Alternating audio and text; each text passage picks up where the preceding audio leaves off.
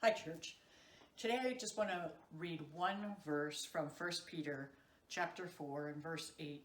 It says, "Above all, keep fervent in your love for one another, because love covers a multitude of sins."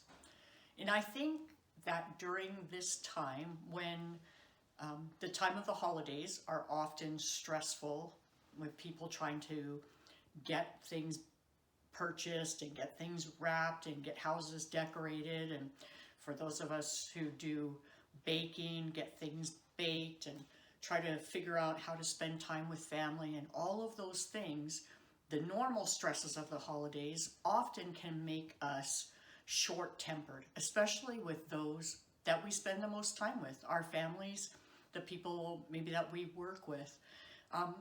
But add on this year the added stress of COVID and trying to figure out, can we spend time with our families during the holidays? How can I safely go shopping?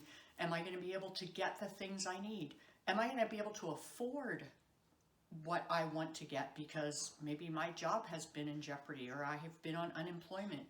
Am I worried about somebody in my family who's sick? All of those things compound that stress. And often when we're stressed, what goes out the window is that love for one another. And we sort of come at things with the expectation of they should just understand, especially those closest to us. They should just understand the pressure that I'm under. And yet Peter, writing to this church, or writing to Christians in his time, Christians who were suffering, Christians who were being persecuted, was reminding them, in the midst of all of this, keep fervent in your love for one another.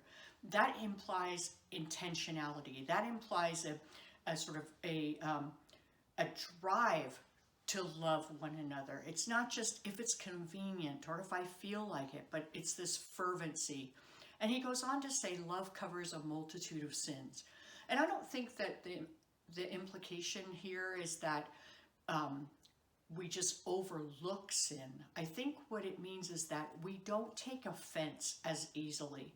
You know, when we love somebody, we cut them slack. We are understanding of them.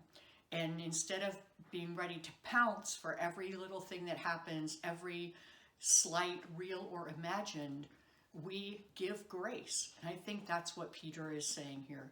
So I would encourage you in the days ahead to look for ways that you can keep fervent in your love for one another, in those closest to you, in those in your home, in those in your work, in those in your neighborhood, because that is a way that we demonstrate what this season is all about, that God so loved the world that he gave his son.